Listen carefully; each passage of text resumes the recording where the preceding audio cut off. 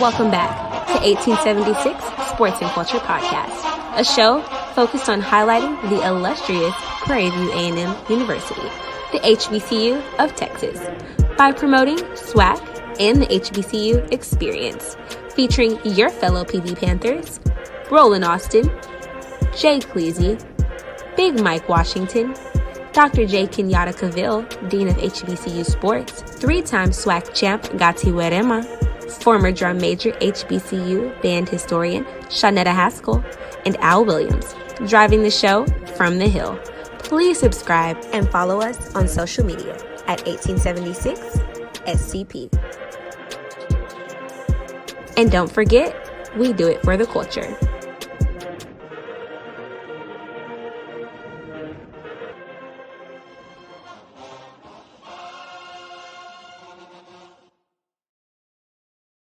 And welcome to the 1876 Sports and Culture Podcast. We are back with you with episode 2 of season 5.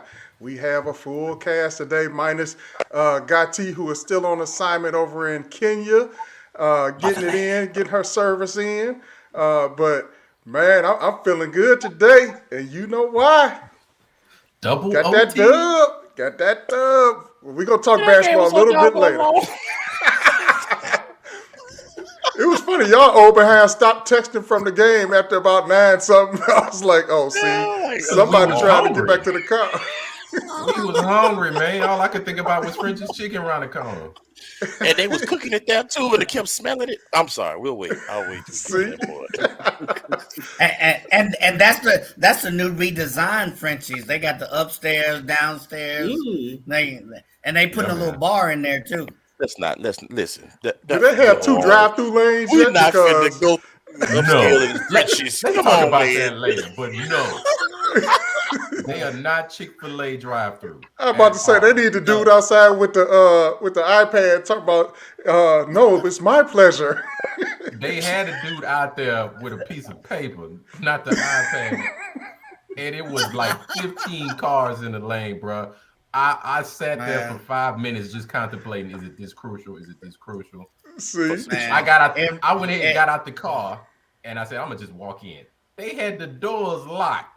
People watched me walk up to the thing, and instead of signaling, it's locked.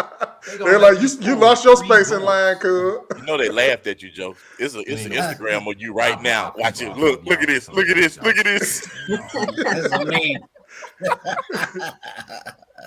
Oh Lord. Well, man, I know we got Doc on for here a quick minute, so I really want to get into the lawsuit filed by Urban Edge Network against the SWAC around media rights. So, Doc, I know you broke it down on Inside the HBCU Sports Lab this morning, but we need you to break it down a little bit for the 1876 listeners. All right, one of the first things that you talked about, as you said, this is Urban Edge, that is the plaintiff, and the defendants are actually Weber Marketing, Southwestern Athletic Conference, and Dr. Charles McCullen in terms of that, which usually is a little different. If an actor works for an institution, you don't name them in the plaintiff as a defendant. So that's a little different in terms of this. But essentially, when you boil it all down, while they are charging that there were unfair business practices in the violation of Texas Business and Commerce, and the way that you use Texas Business and Commerce is because all the businesses at one point of time are, if you look at the document, is that they're out of the state of Texas.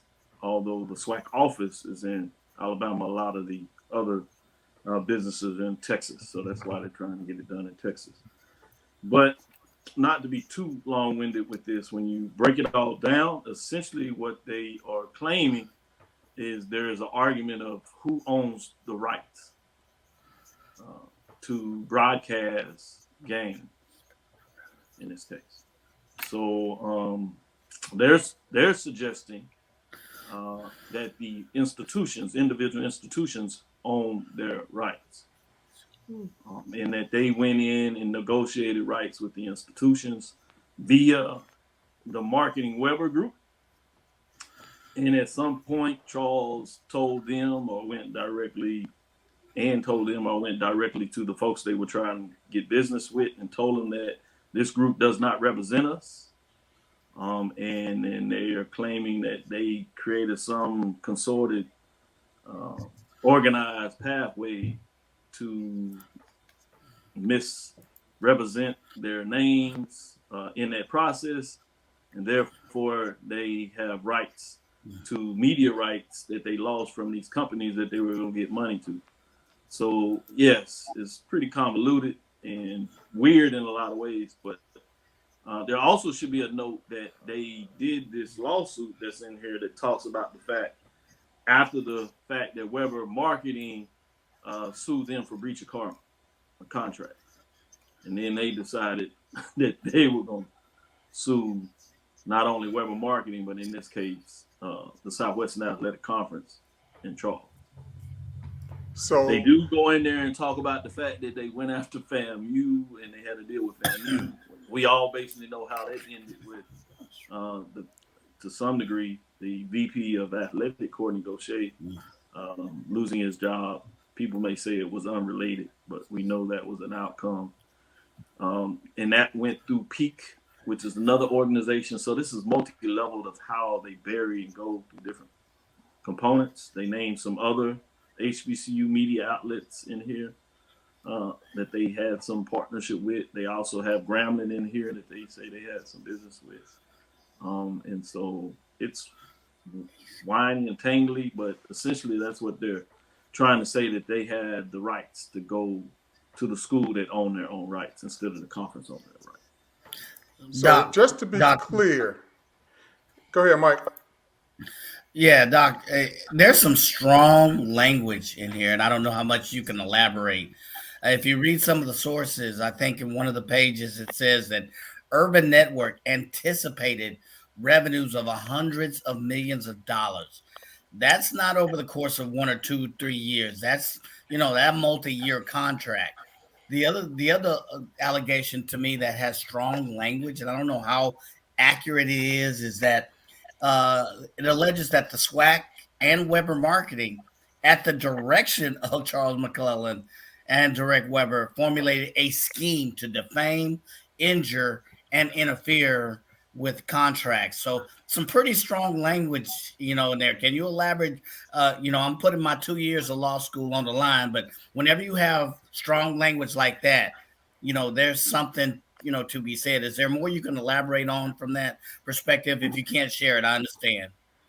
Like you said, you have 2 years of law school, so you probably could get into the legalese even more than I can. I'm not speaking on this as a lawyer.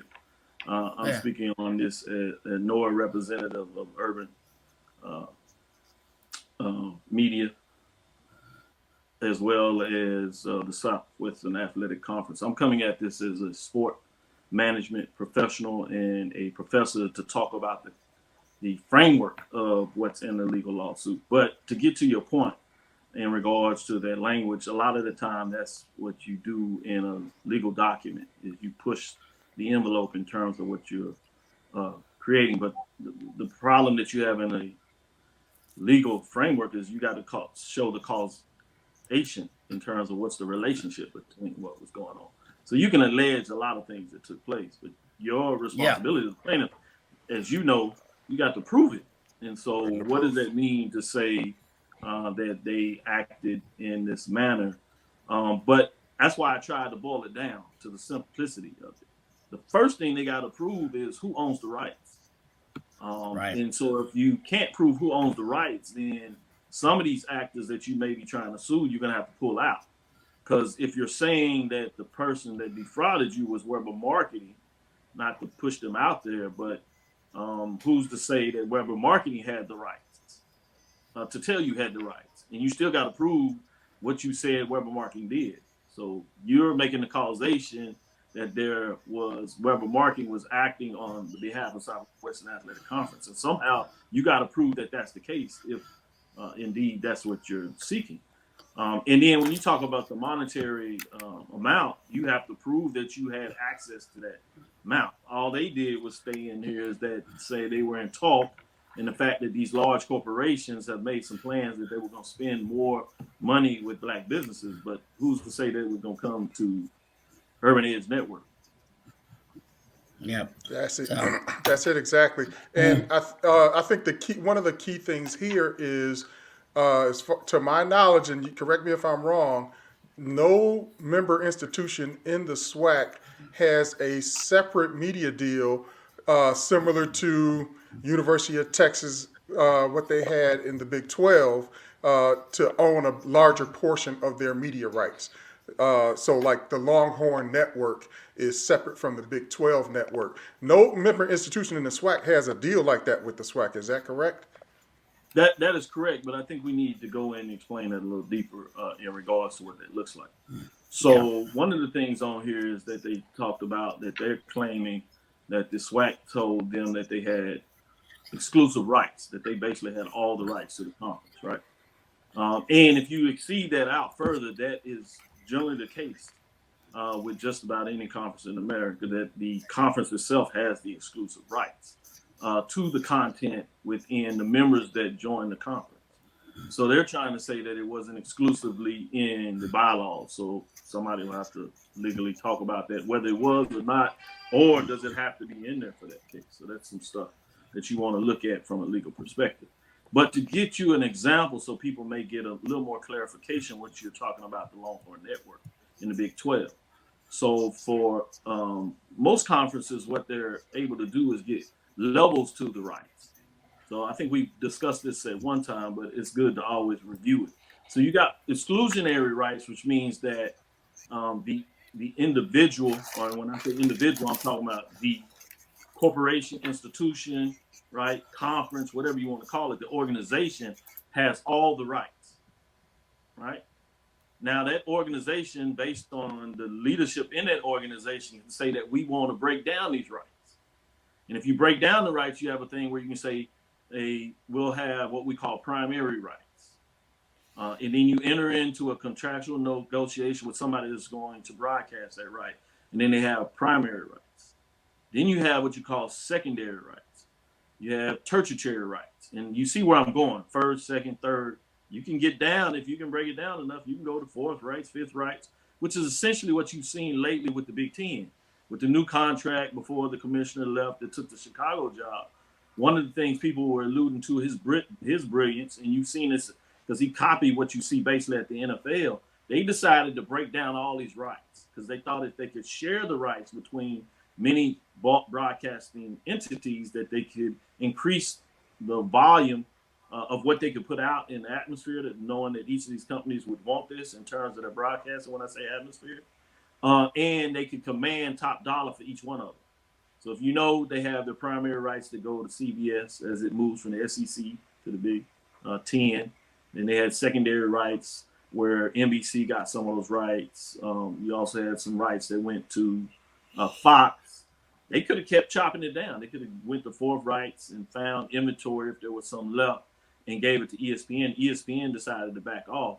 So in some cases, this would be like ESPN coming back and saying, suing the Big Ten, is like, you didn't give us fair rights to negotiate it. And that's one of the things I always say that looks at it that makes us kind of weird. Or you can see a case where you talk about Oklahoma suing the NCAA when the NCAA had it. But that was an institution, a member institution. That wasn't an outside entity that was marketing on behalf of Oklahoma saying they're going to sue the NCAA to make sure that Oklahoma had their own rights. So in this case, if you're following that lead, it would be like Grambling or FAMU or one of the member institutions suing the SWAC to say that we want our rights, regardless of what the bylaw says. That would be the mirror image if you're going to use the Georgia-Oklahoma lawsuit that went to the Supreme Court from that perspective. But the last thing is to get you back, because I think it's important contextually when you talk about the Longhorn Network. So the Big 12 had those rights, but they allowed the carve out where the Big 12 had their rights, but the secondary rights essentially went to three institutions that had the ability to do it. So any institution in the Big 12 could have did this.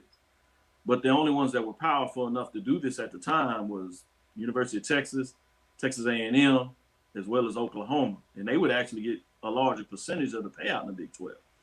While the SEC and the Big Ten had equal revenue rights when they split the money back up, right? And so the Longhorns said, well, we're going to take our inventory that doesn't go to the Big 12 secondary. We're going to bundle all that up, and we're going to go see if there's somebody that would be interested in paying us for those rights. So, right? And so it's not just that they had their own right. It's like the Big 12 had the primary rights. Then Texas had the secondary rights, and they bundled that and sold it. Oklahoma did the same thing. They just called it the Sooner Network. Right? Okay. A&M was looking at doing the same thing. Until they decided to go to SEC, where the SEC, they had a similar deal. Remember, first rights went to CBS, secondary and tertiary rights went to ESPN. That's why they would play multiple games. So CBS would have the first right to pick their game that they wanted to play on Saturday, essentially, 2:00 or whatever time they played it. ESPN would have the next right, and they had 2 or 3 games that they would play Saturday night. And then the tertiary rights would go back to the member institutions, and they had their tertiary rights to be able to create or sell those rights. And that's where you get Jefferson Pilot and all that kind of stuff. And they would do stuff, or they would create their own network within their institution. Well, the SEC said, no, once these contracts are up, and they bought some of those contracts out, they bought all those tertiary rights back. And then they went to ESPN and said, hey, everything that's left after what CBS has, whatever, and all these other, you can have those things. And that's where they came up with the SEC network. Okay. Man, I don't know. That went way over my head, but it sounded like to me you got this one big cake that everybody else is eating off of, and we're fighting over them little bitty Bundt cakes to me. But that, I feel like we just fighting over that little Bundt cake. It's a little Bundt cake, man. We spending all this time with legal stuff and tying up lawsuits and lawsuit money. Bruh, it's a little Bundt cake. We are not talking about billions of dollars here. I'm sorry. Roland's putting it where the goats can get it. Exactly. That's right. We're fighting over the Bundt cake, or worse, the cupcake. Yeah. There it is. So I think we could probably look for maybe, of course, in any lawsuit, there's always going to be a motion to dismiss, and that may take a few months. My guess is we won't hear about, if this is going to move forward until probably the end of this semester. So probably in the May time frame before we're here, if this lawsuit goes forward. My guess is they'll remove those individuals, because those individuals will not have the means to remedy what they're alleging. So if it moves forward, it will just be against either Weber or the SWAC. Doc, appreciate you keeping us informed. As always, the Dean of HBCU Sports, always breaking it down for us. So, Doc, appreciate it. And keep us in the loop if you hear anything. Certainly. With that being said, there probably needs to be, some foresight by organization out there to really look into the actors associated with urban. There's some familiar names in there. And we can get into that later, but there are some familiar names that have been in some other mess before. So I'm going to leave that where it is. Go tell it. Yeah. I'm going to leave that where it is. You do a little digging. It's not necessarily hard to find. Yeah. Appreciate you, Doc. My pleasure. You take care. All right. Y'all have a great show. Continue to do the great stuff that you're doing representing 1876. I love what's going on in sports and culture, the way you bring it and weave everything in and keep us informed of what's going on, as we affectionately call the heel. As you said, y'all have a great show coming off 2 big victories over the rival yesterday. One going into double overtime, so by definition, it's a classic. There it is. Yep. And we are on that HBCU Sports Lab family tree, along with several others that you'll see on BCSN. So, Doc, appreciate you for being the Bill Walsh of what we call our HBCU Mount Rushmore. Yeah, we call it Mount Kilimanjaro. We ain't recognizing Rushmore. Mount Kilimanjaro. There it is. Already. Government structure, baby. All right. He was giving an exam. Shit, I thought he was going to do an exam for us. Pull out the Scantron, the number 2 pencil. Don't give that boy no idea. All right. I'm telling you. quiz. We got a quiz. Now give it back to me, bro. Big cake, little cake fighting.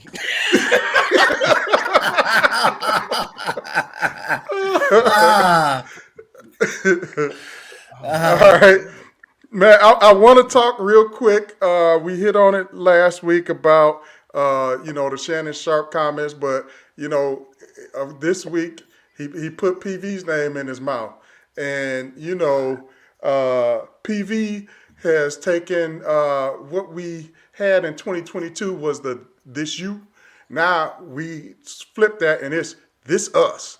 Yeah. And you saw the timeline flooded with images and pictures from our sports facilities, the $70 million engineering facility going up. Everybody's like, wait a minute, bro, you can't put PV in that boat. They got the best facilities in the FCS. Yeah. Now, that was very wonderful to see how everybody rallied to boost up PV. They're like, this dude has never been to PV. And you see all these folks, I'm not a PV alum, but that ain't what he talking about.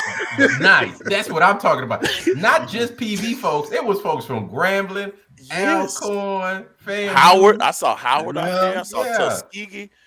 I beg the question, though. Ignorance or genius? Because ignorance. I wonder. No. Stay with me now. Stay with me. Don't mistake it. In the realm of media and the realm of marketing. Ignorance. But I wonder how much did his viewership spike because of that. Sometimes people can say, no, bro. I unsubscribed. I unsubscribed. We talking Shannon Sharp. How many more people subscribed that week? I wish I could look at the numbers. Okay. No one subscribed to Shannon Sharp because he threw stones at an HBCU. You think though? That didn't happen. Bro. Hey, okay. Bro. I could be wrong. Bro. He might win some, but he just lost one. He lost two at least. For sure. I don't know, man. I wonder. But it was a good look for PV. Great moment for the culture. Great moment for the heel. I love it. So, again, I say ignorance or genius. Thanks, Uncle Shannon. Yeah, I think it's it was a Shannon? From Savannah State. We talking Shannon Sharp and intelligence? We talking Shannon. Shannon Sharp, intelligence. We really talking. Y'all got Boosie going. You over there stuttering. What you got? Go ahead, Shanetta. No, I was just funny. It made me think of the pull out the Bible and what you meant for evil. God meant for good, because a lot of attention was on PV this week in a positive light. Yes. And what was funny to me, and I don't know, maybe my expectations were low. People keep talking about, have you been to PV recently? PV didn't look that bad to me when I was there. It didn't. So it's at like all. Message. Yeah. Besides PV was Alexander always Hall. beautiful. Well, look, man, we all had pockets. Right. Okay? The dorm was what you meant. The dorm was what you made of it. But no, kudos to PV this week. It definitely was a good look. And a lot of Kenyatta's posts were shared thousands of times. 16,000 times. Yeah. So I think that came from Chris Williams. That was Chris Williams. Yeah. Cool. Chris Williams. The original post was, Yeah, but this is my take. We took a L and a W. We took a W from what y'all are talking about, but that was mostly HBCU and PV family. We took a L from non-HBCU folks. If you are a person that's completely outside of the HBCU space, and you heard what Shannon Sharp, who's on TV all day, every day for years, you heard what he said, you're going to take what he said as word. So if you were considering an HBCU or you were considering Prairie View or Alcorn, you are a parent and you're sitting there listening, or a student athlete, and you're saying, Unc Shannon said they trash over there. I'm not going over there. I'm not even going for a visit because Unc Shannon already said it's garbage. So for some people, and you know how folks are in America, we take word as the law, as the gospel. There are people out there who are now taking that statement and running with it the same way they took statements from Prime and ran with it about Jackson State. No doubt. Yeah. And now they pile on Bethune-Cookman. We got to circle the prayer warriors again for Bethune because they were going through it. I question some of the. I guess I appreciate the fact that it is being covered. It is newsworthy and it should be covered, but I am looking for some journalistic integrity to confirm sources, confirm information, and not just allow things to be put out. We know that Jay Walker had to come to Bethune's defense as he felt the commentary was seemed to be angled with a particular what's the good word to say, a particular I'll say unequitable. It was unequitable approach, or very slighted towards Bethune and HBCUs in general. That, hey, these institutions are not well run. There's money missing. Come on, man. This is a state institution. State institutions are mandated by their state governments to do fiscal audits every year. Yeah. Nobody is running away with money. There is no misappropriation of funds. Bethune just happens to be the one private HBCU institution in the SWAC. And if you know the history of how that school got started and how that school stays open, you will realize that right now they are punching above their weight class. So we are here to lift up BCU and their students and their alumni. And, Ed Reed talking about, well, I had Shaq coming to this. Man, Shaq's mama got a degree from Bethune. It don't take Ed Reed to tell him to get back to his mama's alma mater. Come on, man. Yeah. His mama was on the board of trustees. Come on, man. Miss me with that. Do your homework. Yeah. It don't take. Everybody got the Google machine. Come on. But you know what? Let's look at the positive though. Again, HBCU family supporting each other. Jay Walker of the University of Howard University, excuse me. He showed Shaq love to Bethune-Cookman. Yeah, the HU. He showed love. He showed HBCU love to Bethune-Cookman when he saw a family member, a cousin of the HBCU diaspora, getting attacked. He came to aid. He came to render aid, and it was beautiful. If you saw the post that he made against a friend of his, Roland Martin. He pushed back at statements that Roland Martin made, and Roland Martin, constantly trying to interject himself into HBCU space, which I understand, and I get what he's trying to do. He has been helpful, but people got to understand, just because you did some research at an HBCU, just because you stepped in an HBCU's campus, you stepped into their space and you gave a couple speeches, don't mean you know what the family history is. If you did not spend time, that's why they call them SWAC hours, on the yard, if you ain't got SWAC hours, you are missing the tacit knowledge that comes with. Exactly. The day-to-day grind, baby. You got to get in the culture. You feel the culture. You can't read about it. You got to be about it. You got to be about it. If you wasn't a teenager or in your early 20s living on the yard, going through all this foolishness, learning the culture on different levels, then there's just a certain amount of tacit knowledge that you don't understand and you can't speak of, and you cannot understand why family members come to defend one another when an outsider speaks up against us. Joe, it's interesting that you continue to refer to all of the HBCUs as family members, right? When I think about the financial disparities that a lot of these folks go through, I'm constantly reminisced of, how Black families operated their households and their budgets. They did the best they could with what they had. Now, someone on the outside, it may look like misappropriation, but hey, I had to rob Peter to pay Paul this week, right? Yeah. I had to take from this side to make sure that the light stayed on this week because this is a big thing because it's Thanksgiving week and I got out. A number of different things. And I think we cannot continue to overlook the level of creativity. And I think we've interviewed a couple of coaches that have come on, and they've echoed that same sentiment. This is how they're having to run their departments. So if the departments are running like that, you got to think the institutions are being ran like that. They are not.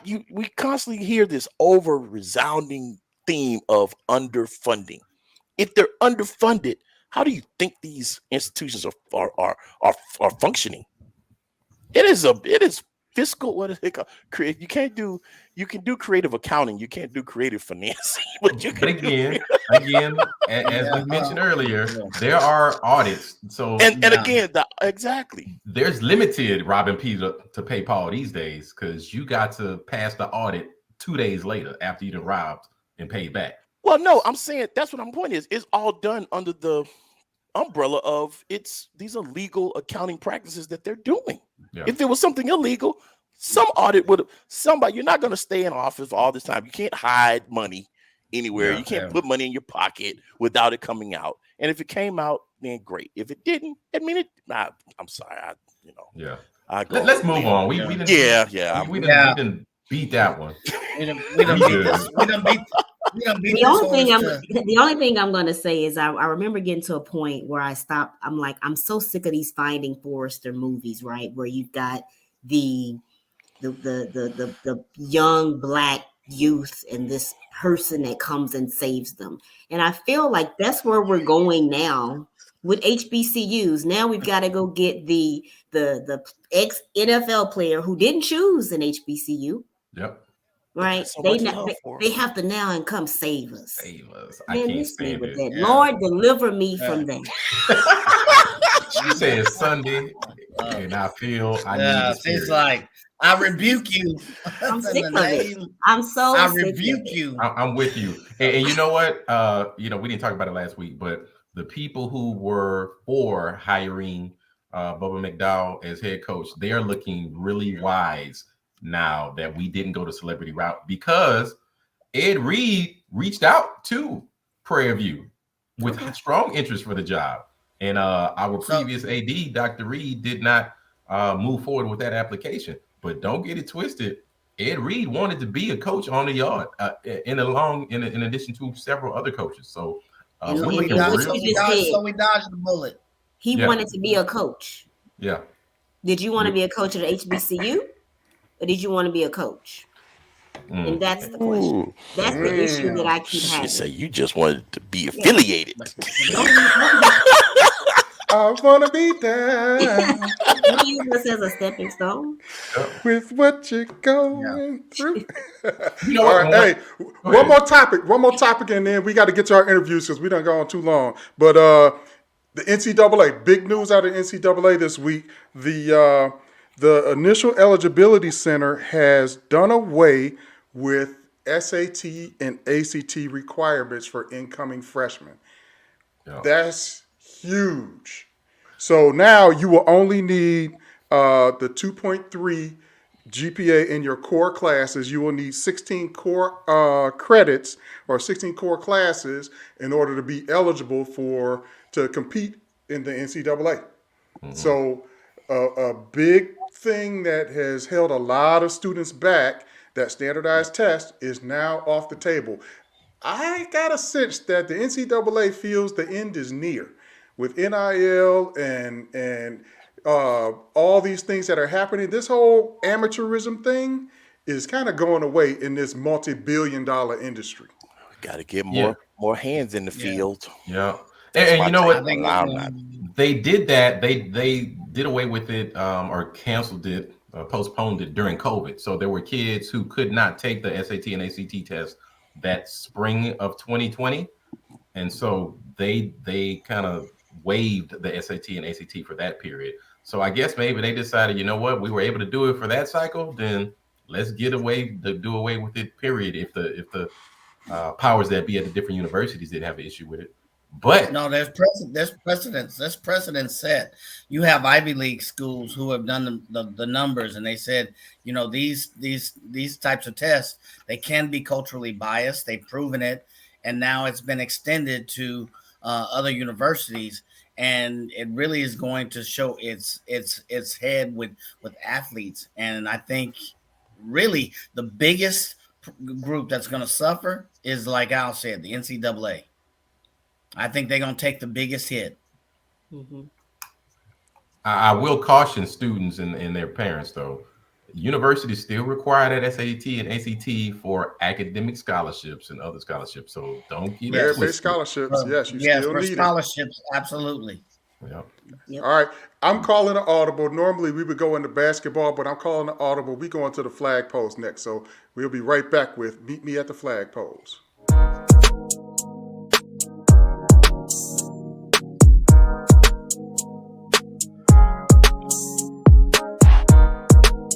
And joining us at the flag poles, we got none other than Yahuza Rasas. What's up, bro? I see that smile on your face. You feeling good after last night? How you doing? All right. So for those of you that don't know, Yahuza transferred to PV from Texas Southern. So I know that dub last night in double overtime felt extra special. Yeah. No, that's something we definitely needed, even me. But it's a great feeling for everything and everyone. For PV and the team, we were kind of going down through a little hill right now. We had lost 3 conference games, so we kind of needed that to get going again. And like you just said, for me, man, like you got to win at home. I mean, sometimes when you go back to your old spot, you got to win at home. It was kind of hard. Which home you was? Right. Wait, no, not that home. Like, I tried to told you. Yes, sir. So how much noise talking went on back and forth? Y'all had the lead. They had the lead. I know some whispers. Well, see what happens when you lead, and then when you pulled out the dub, I bet you were saying, yeah, look at the scoreboard. So, you can tell the truth. Speaking of some of my teammates were telling me, chatter like that was going on. Some people were saying some stuff. We went up, we took a really good lead, so that gave us, some confidence and room for some teammates, to say some stuff. And then vice versa, they turned it around and got it right back up on us. At the end of the game, coming from my point of view, I got respect out there with a lot of people. I finished strong over there. I graduated from TSU, so like they all do still love me. Sad to say, even though they see me in them colors, they still love me, man. And as I was telling them, like, this is my new home. Like that's just what it is right now. So. When you put in work for 4 years, they got no choice but to appreciate and respect you. Yeah, that's right. That's like Brian going back to Cleveland. They still love him. So some folks that talk that stuff, but they still love him. No, brother.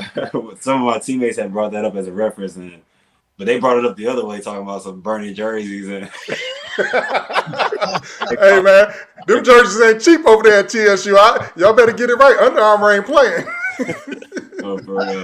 It is. I would imagine it's very tough considering the heightened rivalry that exists between PV and Texas Southern. But man, how you feeling? You took a pretty nasty fall there. Oh man, yeah. I was a little concerned for you for a minute.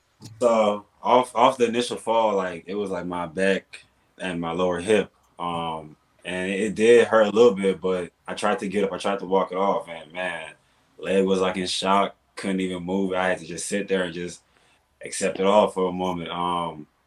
And then I ain't really feel it when I went and sat down. I'm looking the crowd, my adrenaline running, like it's just I'm ready to go.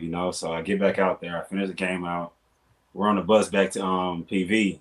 By the second, I'm starting to feel it. Like, oh boy, starting to pull on. But I mean, today I'm still fine. It's just a little bruise, probably. So it's not a young body. I know, boy. Look, I fall like that, I'm out for 2 months.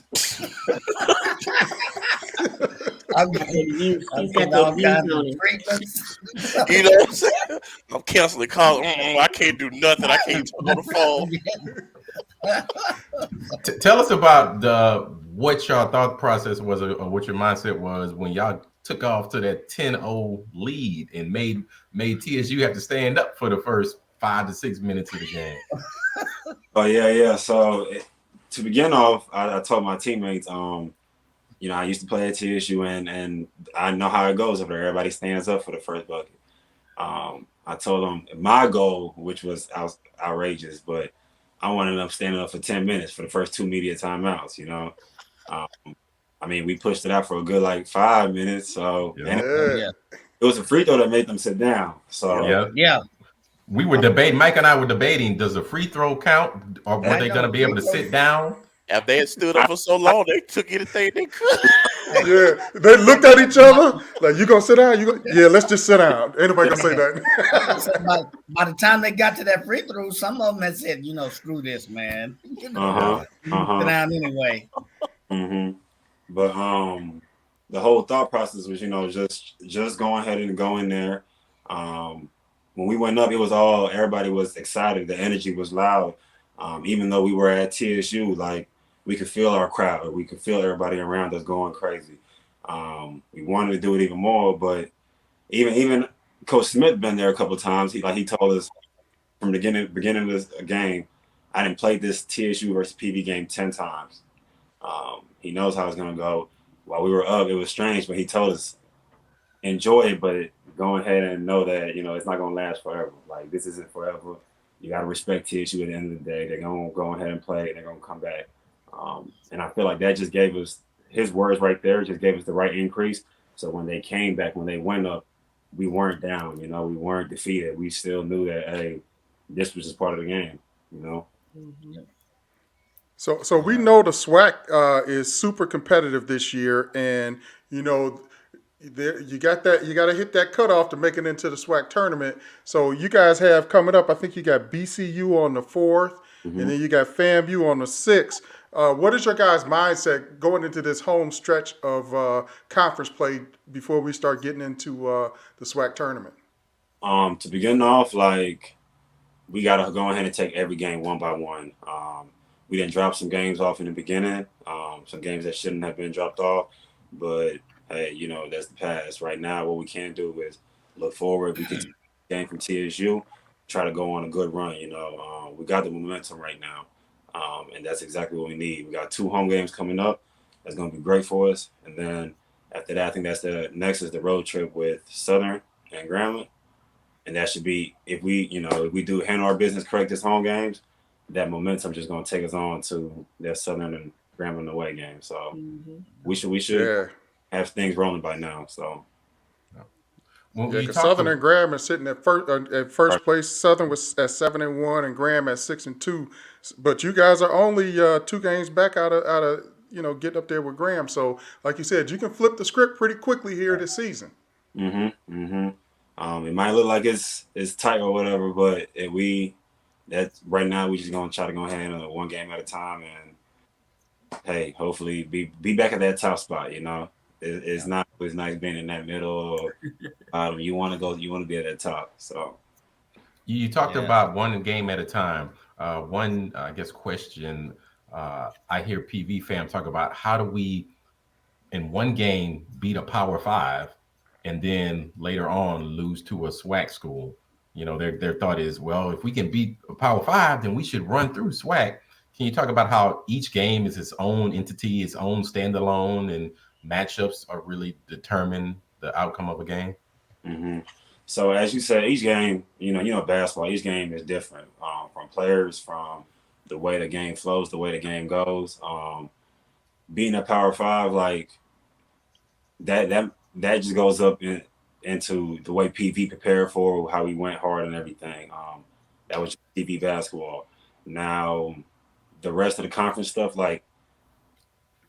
it's hard because at times injuries come into play. You drop some people, you lose some people, you pick up some people. I don't want to talk too much about my situation, but I missed out 4 weeks of the first preseason. My hand had got messed up. But it just little stuff like that, you don't really, we weren't ready for that, and then to go on, and SWAC is different. First of all, PV is known for being the top dogs, and everybody's going to want you, even regardless if you're having a tough year, regardless if you're trying to figure yourself out, regardless what's going on, we got a target on the back regardless, just because of the colors we wear. Everybody knows how easy it is for PV to turn anything around. Even when I used to be at TSU, we spoke about hey, them boys gonna get it going soon. So just go ahead, keep them on the radar. And everybody wants a piece of PV. Everybody wants to beat PV. But that's just the toughness and the part of the game that we had to pick up, and it took a while. But we had 14 transfers. Not a lot of people who are used to playing in the SWAC.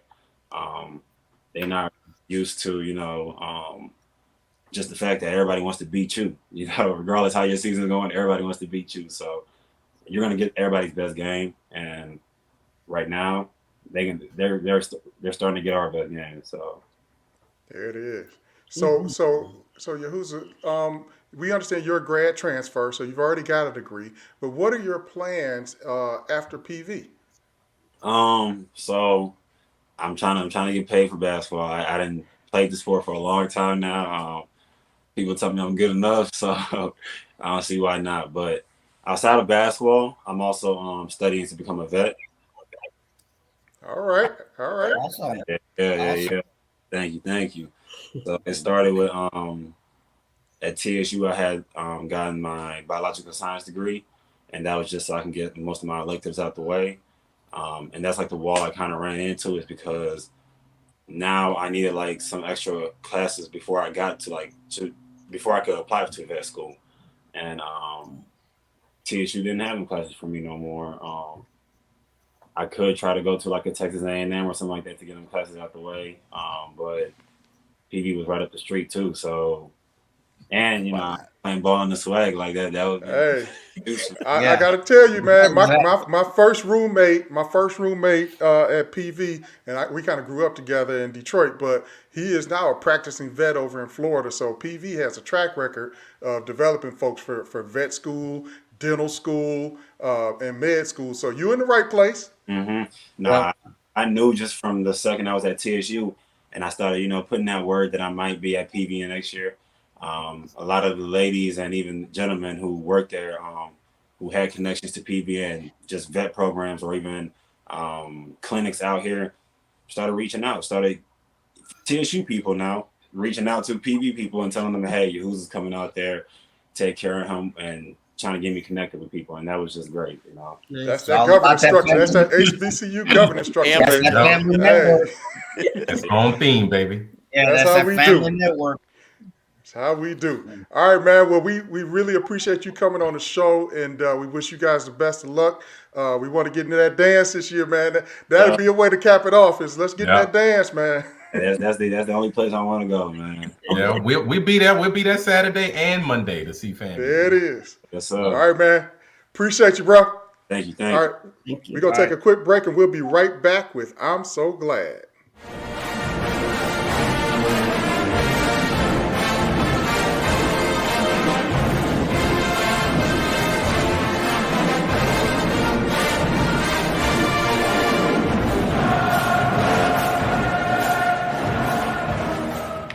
And we are back with I'm So Glad, and we are joined with by none other than my room dog, Ed Drayden, president of the 1876 Athletic Foundation. Let me say that again. The 1876 Athletic Foundation for my English-speaking friends. What's up? What up, Ed? What's going on? How we doing? Doing good, man. Doing good. Bro, man, you the busiest man on the planet, bro. Hey, man, I'm just super excited to be back in Dallas. Had a phenomenal time in our first annual planning meeting down in Houston. We capped that off. We're going to see the women's and men's team take down TSU. So to Yahuza, Doc Nelson, Cortrick Miles, Coach Smith, awesome job. Yes. So Ed, we talked about the 1876 Athletic Foundation maybe back in the fall a little bit as it was just getting up and going. But let's talk about some of the goals and kind of where we are and how folks can get plugged in. All right. So the first thing, Al, is 1876 Foundation. That's how to get to the website. So I'm going to repeat that, 1876 Foundation. There's no .com, no .net, any of that at the end, just 1876 Foundation. The keys are we're 501c3, right? So everything is tax deductible. We love the platform that supports our effort. And speaking of effort, it's really to support the athletic budget. And we also want to, at some point, be able to enhance our game day experience. And most people they'll say, Ed, what do you mean by enhance the game day experience? One example for us that wasn't such a highlight was, when you're on campus and we bring in the crowds, the cell site and even the wireless coverage kind of is degraded, right? So we want to be at the forefront of ensuring that some of those efforts are a lot better than we've been able to experience, right? If you want PV gear, if you want to be in specific lines, right? Shorter lines, more efficient entry and exit from the stadium. So we're there to overall support the student athlete and then bring alumni back home is really the key. All right. And, you know, the 501c3 makes it very easy for anyone to donate. I know I'm on a recurring donation with matching funds from my employer because the foundation is now in that system where you can get those matching funds from corporate entities. That's right. So, yeah, we're supported by one of the platforms is called Benevity, right? So Al, for instance, hopefully you don't, well, I won't mention your employer, but he works for one of the major automakers, right? Now I've got a couple other donors who've actually taken advantage of employee matches, right? So for those founding donors of the organization, we're asking for $1,876. Most of those are doing that through matching with their foundation. So you basically go to that system and you look up 1876 Athletic Foundation, and we're seeing there are some instances where not all employers will match an athletic foundation, but we've had several instances that have been successful. So again, that's another way for us to win quickly. And if you can't do the 1876, we take any donation. We're hopefully wanting folks to at least put in $18.76. That's $20 a month recurring. Yep. That'll help us build our funds to where we want to get. Mm-hmm. Absolutely. So, Ed, now there's also been some efforts to help facilitate some of these NIL deals, given this competitive environment that we see in Division I athletics with students getting NIL deals. So, talk to us about how the 1876 Athletic Foundation can help coordinate some of those efforts and understand where some of those opportunities lie within the athletic department. So great question there. So 1876 and NIL, right? The first thing that we do is we read the rules. A lot of folks are scared, unfortunately, to wander into that land. And basically you have to read the rules. What we're hoping to become really with the university is really the clearinghouse. The clearinghouse ensures that everything is aligned with the NCAA rules. So fortunate enough, we have several members that have been attached to the NIL process, whether their kids are currently under NIL deals or they're at other universities. So we're trying to bring some of that knowledge home to make Prairie View athletics across all 18 sports fall within the competitive landscape. We were lucky enough this year to help match up potential donor and one of our athletes, a female track athlete. And that went well, helped her to secure one of the first NIL deals for Prairie View athlete, and specifically for a female Prairie View athlete, and an even bigger piece of that, a non-football Prairie View athlete. So what we're doing from a NIL perspective is we're looking, hey, Prairie View alumni, doesn't have to be alumni, but we want to start in-house with their own businesses, with their own donations. Reach out to 1876 Athletic Foundation, and again at 1876.foundation, and let us tie you in to those that are in need, so we can sponsor our own. Mm-hmm. There we go. That's huge. That's huge. Now, Ed, you know how folks at PV are in our governance structure. They're gonna say, "Well, don't we have a foundation at Prairie View? How come they couldn't just run it through that?" So just let's get that off the table and clear the air on that real quick. So again, another great question. So we've actually, after we launched, and we had quite a bit of traction. I can tell you we're in the 5-figure range. Just after 3 months. So the traction is moving, right? So our goal at the end of calendar year 2023 is to be in the 6-figure range, right? So as we start to do press releases, where we are now receiver of a Microsoft grant, specifically that runs our operations, the buzz started to get out there, and the administration said, "Whoa, we better meet with those folks." So as we tried to gain alignment with the administration, one of their requests was to, hey, can you guys work with the Prairie View Foundation? Why don't you guys get together and see if there's any synergy there, so that we can create a succinct understanding from our donorship program. So we're in talks with the Prairie View Foundation right now, trying to figure out what that may look like and if there could be alignment right now. But one of the things that the group I represent told me, said, Ed, we're not going to stop, right? If we can get alignment, it's something for us to move forward, but we don't want to stop the momentum that we have. So I would imagine within the next 30, 45 days, we'll have an answer, whether we can align together. And if we can't, we'll still support each other. So really quick, I'd like to mention that one of the things that we did with the Prairie A&M Foundation and Panther backers and some of the other affinity groups, we were able to get together, help donating shooting machines to the basketball team, right? So again, it doesn't all have to be aligned, but that was a thing where we saw a need as alumni, which is really, really important. Alumni, again, we have to believe in ourselves. We have to grow ourselves before we can go outside and start to reach out to others. So hopefully that answers the question, Al, on our alignment with Prairie A&M Foundation. We're working to get there. Hopefully we will, but if we don't, we won't stop. And at some point, we'll regain focus or absolutely alignment. Yeah. The key thing is, everybody is rowing this boat, and we are all trying to row in the same direction. So it is good to have that coordination. We all have the best interests of Prairie View in mind. So just so folks know, this is not a competing foundation. We are just focused on athletics for this foundation, but it is not competing or have any negative overlap with the Prairie View A&M Foundation. Hey, I still give to both. So, can I give an ad there, Al?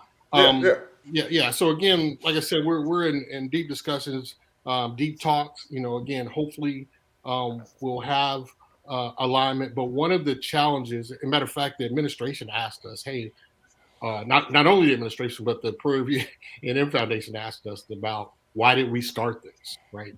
And that key answer was really about transparency, right?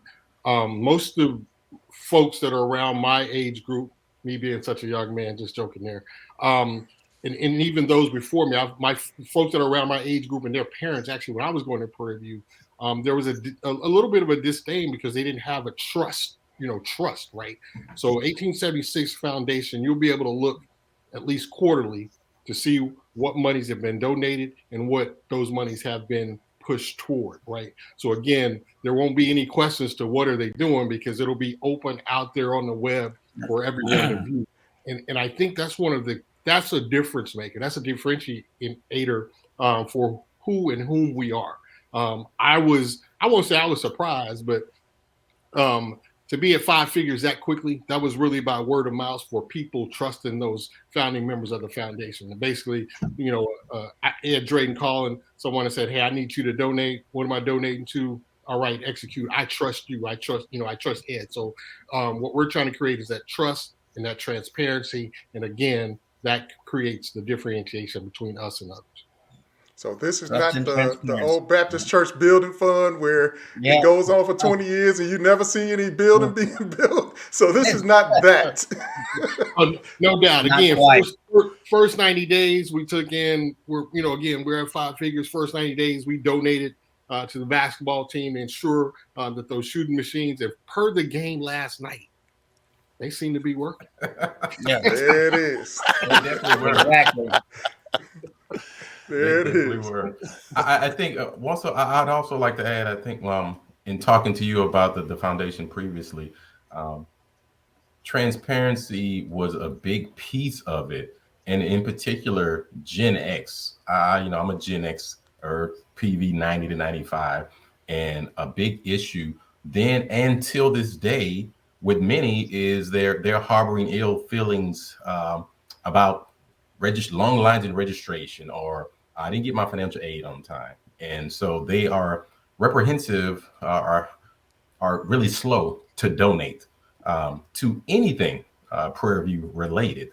And so I think just in speaking with you previously, can you speak about how leading with transparency, the foundation, the 1876 Foundation wants to partner with Prairie View to knock down those doors, those obstacles, those barriers to hold let's give some leading examples. So again, this isn't I just happen to be the guy they put out front to take the bullets for the foundation. So but part of my compadres within the foundation, male and female, have been part of other efforts at Prairie View where I think three that I know of, but there probably another couple that have live endowments in the six-figure range that are active at Prairie View today, right? So from a trust, from a transparency perspective, 1876 Athletic Foundation will be using that same model, right? So why go the endowment route? The endowment route says, hey, we're going to build funds, and then we're going to take off of the interest of that endowment to help fund operational costs, right? So it creates something in perpetuity in regards to a funding event. So again, somebody said the church fund. No, this isn't the church fund. This is an ongoing, as long as my legacy can continue, regardless if I'm alive or not, we're able to provide real-time funding to Prairie View A&M athletics. The other cool thing about the platform, we talked about matching funds, but it'll also go into things where you can put Prairie View Athletic Foundation in your will if you wanted to, right? So we, our I would say our platform is top notch in those regards. We even take cryptocurrency. So this is the real deal. This isn't your mom's Oldsmobile. This is that new Tiger Woods type Oldsmobile. It's a Toyota. Yeah. Open plug there. Shameless. But no, Joe. To hopefully I answered your question. But again, this is about transparency. You can see where every dollar, every dime goes. And again, we want this to be sustainable. And again, my compadres, my friends that have kicked off this board, the first 10 to 12 members have the track record. They've done it before. One of the endowments that I'm a part of, and I actually I'll give commendation to Joe Clay. He started out with a group called Epsilon Gamma Iota that we're probably a few $100,000 in after a couple of years, and we've been able to already spin off scholarships. So that's real talk, real time delivery, and that's what we're about. Yep. Yeah, I want to say, Epsilon, didn't we do like 86 grand in 2020 during the pandemic? Wasn't that the number, Joe? Yeah, that was the top level number, and up to like 200 grand at this point, and that's from a very small group of people. So imagine what all of Prairie View could do together, collectively, giving back to an entity that they trust, where the money will be used according to the stated usage. What power do we have? The 40,000 plus strong living alumni that we have. I hope that number is correct. That might be a little bit high, but we'll run with it. I said living. We'll run with it. Well, let's just say that number is correct, Joe. Let's take half of that, right? Let's just say our bogey was 50% of that 40,000. If 50% of that 40,000 gave us $20 a month per year, I'm an engineer, but I can't calculate that quick. Come on, Chanel, I know you got it. But whatever that is, that's going to be a humongous figure. That's a lot. But again, the other thing that it does, most of the time when corporations and others want to donate to a school, they want to know what your alumni is doing. Exactly. Now we've got proof in the pudding, right? So the other cool thing, again, about our platform, once you donate, you literally get your own login screen and page to manage your donation. So in other words, when it comes tax time, I can log in as a donor, pull down my own information to pass along to the IRS, right? So again, we're as transparent as can be, and we hope this helps lead our effort to change who we are. Yeah. By the way, that number is $400,000 per year. Okay. All right. Yep. I mean, so that's a decent amount. We can do a little something with that. Yeah. But that's the bare minimum, though, right? Oh, no doubt. Yes. No doubt. So that's legacy building stuff. That's as long as Prairie View A&M University exists, those funds are there. That's right. What That's it, right. what And it they does is continue to it grow. addresses all of those alums that sit back and say, why we don't have this, why we don't have that. It takes funding to do those things. So Roland, I didn't want to go there. So I monitor some of the Facebook chats and the Facebook alumni pages, and you'll notice if you see Ed Drayden in there, you'll notice I'll always just post the link to 1876.foundation, right? Yeah. And so what I'm saying there is, hey, instead of a lot of the things that we put in, let's start to donate. Put your money where your mouth is, right? And hopefully this podcast goes out there to help. This is legitimate. But every time I see something that's a little bit awry, that has a little bit of question of what and why and who coaches, hey, here's your link. Yep. They say don't talk about it, be about it. Yeah. That's real talk. Yeah. Well, it's very for me, I feel like, hey, the message has to be very consistent, right? I don't know if those of you who have actually been to one of the home games in the Dome, but the game day experience there within the Dome has evolved.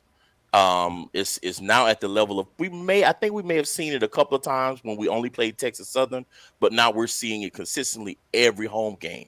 The lights go down, the Jumbotron lights up. We have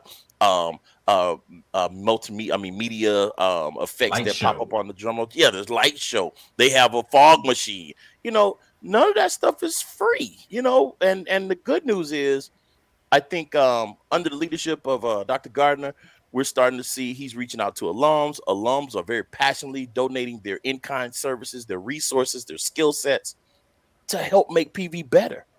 And so couple that with your financial treasures. Couple that with your treasures. Let's jump on that, Roland, real quick, sorry. because you hit a very important point. And I know you're passionate about it. Yeah, I'm sorry. It comes out. You led me right to a point. So the one thing about the foundation is that these charter members are all Prairie View, right? And again, not that we want to accept outside service and outside help, outside expertise, but there's an infinite love right there, right? So even within the administration, folks that are helping us, that are kind of guiding around, aren't necessarily Prairie View, so they don't know the roots, right? So I was beating up on some of my compadres as we were in the TSU stadium, and we went down about 10 points or so, and their heads kind of dropped, and I, kind of gave them a little elbow jab, and I say, hey, this isn't the 90s, right? This is a different Prairie View, right? And some of us were actually down there on the floor. I won't call any names, but they left some of us out. But regardless, this is a new breed, new Prairie View, right? So very excited to watch things change, and it's the folks that where I'm really going with this is that are Prairie View bred, right? So when your mom and dad, aunts, uncles sent you to Prairie View, what they received back was an educated individual. Definitely. And where I'm really going with this is that we, over my 20 years out in the industry, and many of you have made some of these corporations millions, gazillions of dollars, right? So as I sat amongst that board meeting yesterday, and I got to watch some of our members who are parts of Big Six, of the Big Six from a accounting firm perspective, start to walk us through and step us through planning. It was just invigorating to watch that expertise, come to light for Prairie View, right? So again, when I reach out to our fellow alumni as well as the administration, understand that these are the guys that are Prairie View trained, that are folks, I shouldn't say guys, folks that are Prairie View trained, that have been there when it hasn't been so good, Owen, gazillion, whatever, that understand that we've been successful from a business perspective, and now we just want to help change the game. There it is. Ed, we sure appreciate you coming on, bro. Keep us posted. We know it's going to be a lot coming up in the fall with that game day experience. And we want to make sure that by the end of this calendar year, we in those 6-figure range. So let's get busy. 1876.foundation. We'll share it on our social media. We'll put the QR code out there. Everybody, hey, $20 a month. Nowadays, you're gonna spend that on paper towels, man. So let's get it in. Let's get it in. Hey, all right, appreciate you guys. Thanks for having us. Absolutely. We're gonna take a quick break, and we'll be right back with Re-Ready shoutouts. Thank you, Mr. Drayden. All right, thank you. Mr. Drayden, appreciate it.